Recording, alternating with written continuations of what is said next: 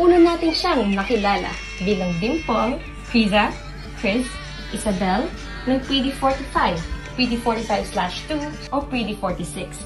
At syempre, kilala natin siya bilang isa sa mga anointed keyboardist ng Oasis Church. Bilang kapatid, kilala siya sa kanyang pagiging mapagbigay, giving more than what you need, not only in financial aspect, but also in emotional support that you need. Pero minsan, nagiging OA din sa pagiging ate. Bilang kaibigan, kilala din siya in having a generous heart, giving without expecting in return. At bilang anak, she is a loving daughter who tries her best to express her genuine love to her parents. At hindi lang yon, isa din siya sa mga anointed dancers ng Keruso. Di mapagkakaila na siya ay tunay na pinagpala ng mga talentong eksklusibo para sa Panginoon. But wait, there's more! Isa siya sa pang-anim na henerasyong nagbukas ng bagong dynamic group na kilala natin sa tawag na Pretty 46 DG Heart. Lastly, all these blessings, ministries, appointments by God to her are just results of her identity as a daughter of God. Dahil kaarawan mo ngayon, may mga maswerteng mga tao na magbibigay ng kanilang maikling mensahe para sa iyo. Happy birthday, Dimple! Well, si Dimple ay generous, mabait, at single. So, please hanapan nila siya ng jowa. Si Dimple ay she's a great balance of funny and naughty, silly. Happy birthday, Criza! Si Criza, she is so very loving and very beautiful and very generous. Si Criza ay malambing. Si Criza ay generous. At si Criza ay maganda siyang dramatisa. Inot, sa ikadaa, si Ate Dimple, sarong tao na persistent.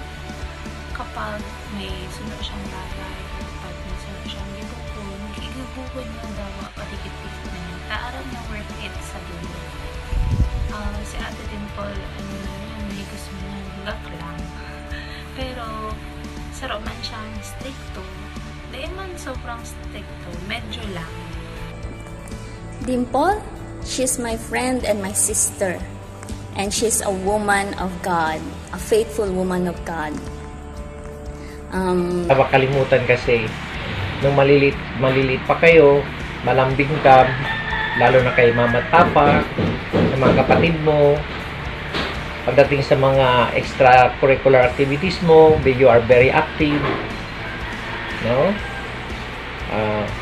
Magaling sumayaw, magaling kumanta, lahat. Si Dimple ay makulit yan, kahit nung bata pa. Pero sweet. Very sweet.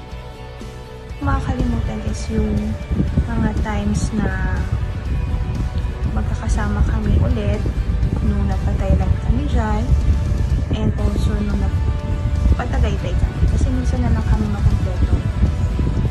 And ang hindi ko makakalimutan sa kanya is how she always check on me.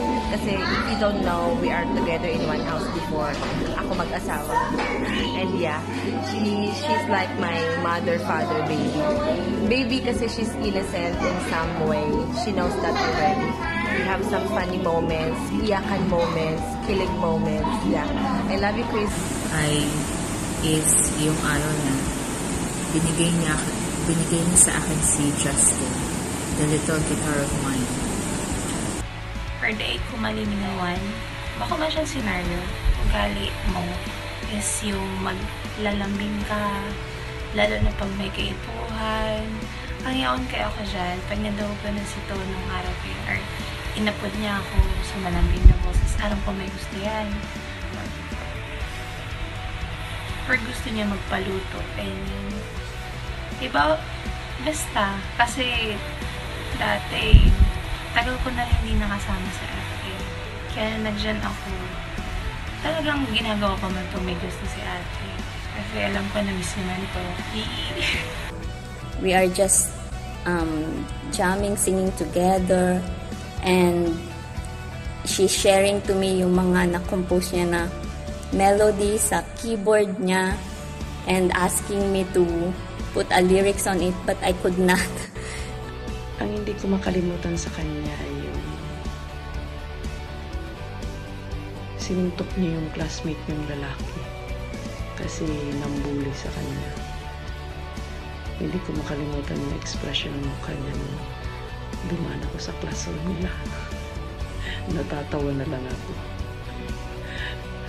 Wish ko sa iyo is more blessing. Sana tuloy-tuloy yung mga blessings sa iyo, Lord. Take care, good health, and sana makahanap ka na talaga ng boyfriend, finally. So please hanapan niyo siya, ha? Please. Prayer for her na sana bumait na ulit siya sa akin. No, I pray that she will disciple more people that is like her. And I pray that you will just allow God to move in your life, and whatever pa yung minomold sa'yo ng Lord or binibigay na gift sa'yo ng Lord, you will just allow God to move and mold you. Happy birthday! I pray that the Lord will continue to use you as expression of Hallelujah, and I pray that His strength will always be upon you.